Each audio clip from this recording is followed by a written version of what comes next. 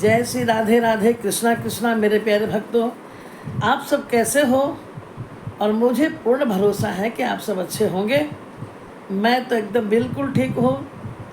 मैं लता दीदी आपके समक्ष आई हूँ और आपके लिए, आपके घर में मंगल कामना की मैं कामना हमेशा करती हूँ भगवान से, और साथ ही भी कहती हूँ कि आपके मन वांछित फल की प्राप्ति हो।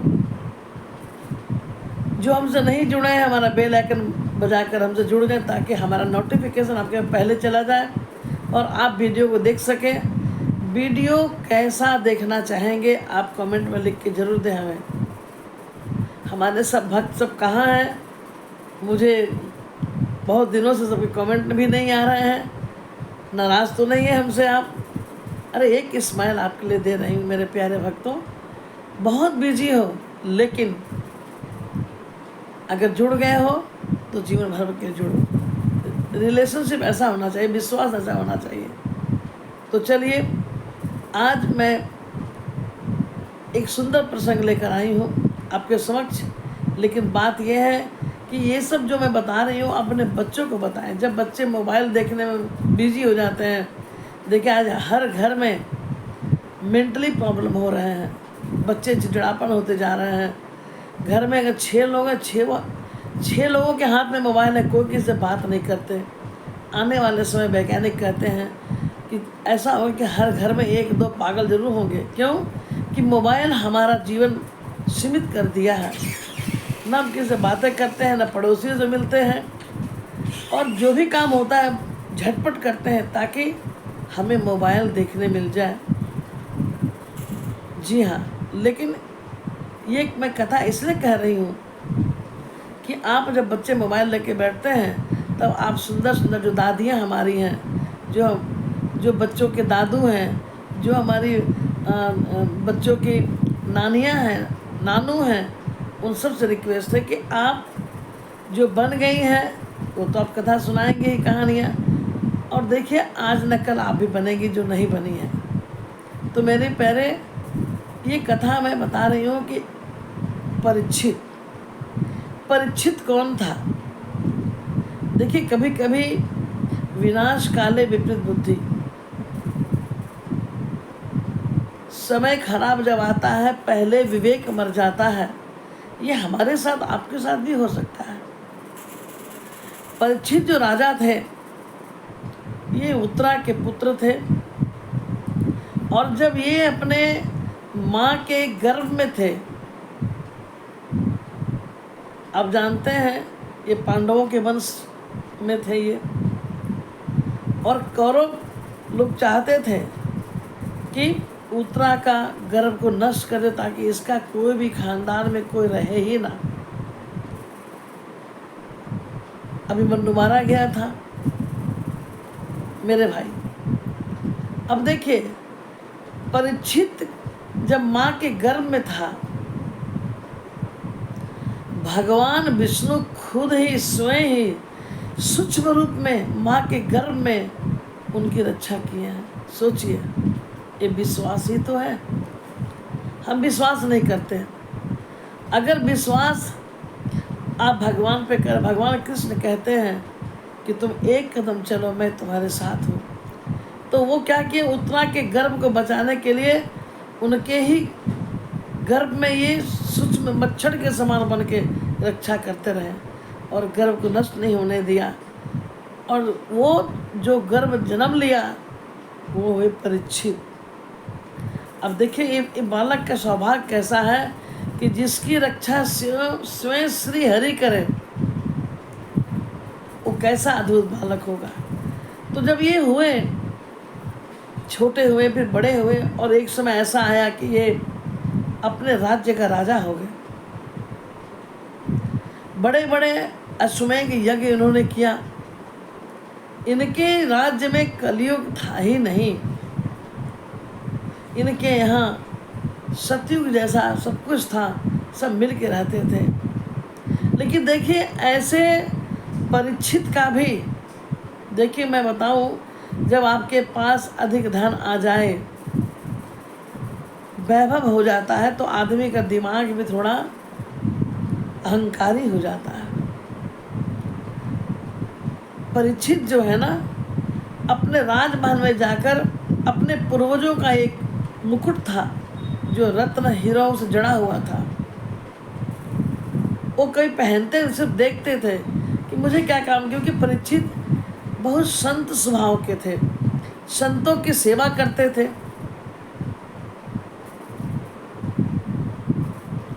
और ऐसे व्यक्ति जो कभी हिंसा सोचे भी नहीं, हिंसक विचार उनके मन में कभी नहीं आया।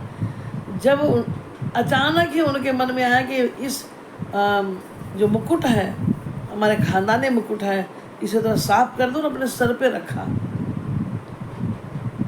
राजा तो थे ही हो, सर पे रखते ही उनके मन में एक अहंकार आया कि मैं राजा हूँ। अब तक वो राजा थे लेकिन समझते नहीं थे। आप जानते हैं ना कि जैसा खाते हैं अन्न वैसा होता है मन। कुसंगतों के साथ भी आप रहेंगे ना तो आपको कुसंग का भी प्रभाव पड़ जाएगा। जैसे भीष्म पितामह क्या थे, वो तो जब चाहते अपने मृत्यु को पा सकते थे। वो उनको कोई ऐसा नहीं था, उनको तो वरदान मिला हुआ था, लेकिन बाणों की सेज पे सोना पड़ा क्योंकि उन्होंने गलत का साथ दिया, गलत का अन्न खाया। वो चाहते तो चीर हरण हो रहा था, उसे रोक देते, लेकिन उन्होंने नहीं रोका। तो सजा क्या मिली उनकी? चाह कर भी वो मृत्यु को नहीं पा रहे थे और बाणों का संध्या में सोना पड़ा। तो मेरे भाई बहन, हम और आप क्या हैं? उस मुकुट को पहन के परीक्षित के मन में ऐसा हुआ कि आज मैं शिकार करूंगा। और शिकार करने के लिए वो बिना सैनिकों का, कोई सैनिक नहीं लिए वो, और लेकर हाथ में तीर और धनुष लेकर जंगलों की तरफ निकल गए। जो परीक्षित कभी एक चींटी को मारने के लिए सोचना की बात छोड़िए, मारते ही नहीं थे, इतने संत थे, आज हाथ में तीर धनुष आ गए। क्योंकि जब बहुत कुछ ऐसा आ जाता है तो अहंकार हो जाता है। वो मुकुट का प्रभाव था। और गए, जंगल में भटक गए, प्यास लगी और देखा कि एक कुटिया है, और कुटिया में शमीक मुनि जी ध्यानस्थ बैठे थे। आवाज़ दिए। अच्छा देखिए, ये शमीक मुनि जो थे ना, इनके राज्य में, इनके महल में जाया करते थे, लेकिन आज उन पर भी शक हो रहा है। उनको लग रहा कि ये हमारा अनादर कर रहे हैं। बगल में मरा हुआ सांप पड़ा हुआ था, तीर की नोक से उठाकर आजमाने के लिए कि ये ध्यान में है या मेरे से बात नहीं कर रहा है, क्योंकि उन्हें प्यास लगी थी। शमीक मुनि के गले में डाल दिया मरा सांप। ये कितना गलती हुआ, क्योंकि विनाश काले विपरीत बुद्धि। आपको किसी तरह का अहंकार अगर आ गया, इन्हें राजा का अहंकार आया, जब मुकुट पहने तो मैं एक राजा हूँ। वो राजा जो इतना सदाचारी थे, उसके बाद घर आए, घर आने के बाद जैसे ही मुकुट को रखा है वैसे ही उनको होश आया कि मैंने इतना बड़ा पाप कर दिया। शमीक मुनि जैसे संत के गले में मरा हुआ सांप डाल दिया। अब प्रायश्चित करने का क्या फायदा और क्या करें?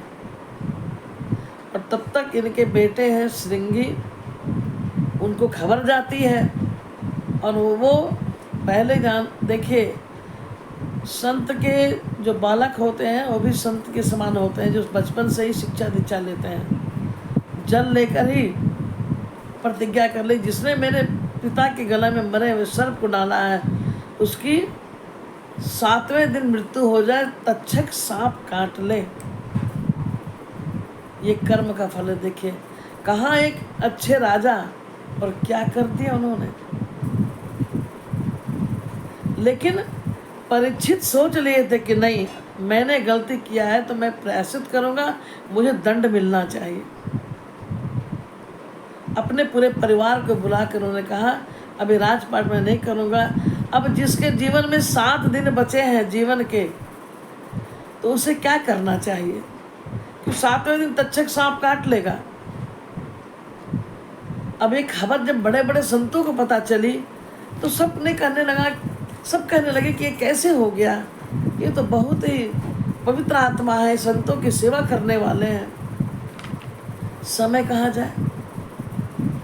सभी संतों ने कहा, सब आपस में बात की और तब एक निर्णय निकला कि श्रीमद् भागवत कथा 7 दिन की होती है, इससे ही मुक्ति और भगवान की भक्ति प्राप्त हो सकती है, और कोई रास्ता नहीं है। और आप जानते हैं कि जीवन के 7 दिन हैं, 7 दिन में ही हम जन्म लेते हैं और हमारी मृत्यु हो जाती है। परीक्षित हरिद्वार पहुँचे हैं, आनंद घाट पर संतों का मेला है और वहाँ पे सुखदेव जी की आज्ञा, सूत जी की आज्ञा से सुखदेव जी कथा को श्रवण करवाए हैं। और कथा 1 दिन 2 दिन करके 7 दिन तक। अच्छा, उस कथा में कैसे कैसे लोग आए हैं।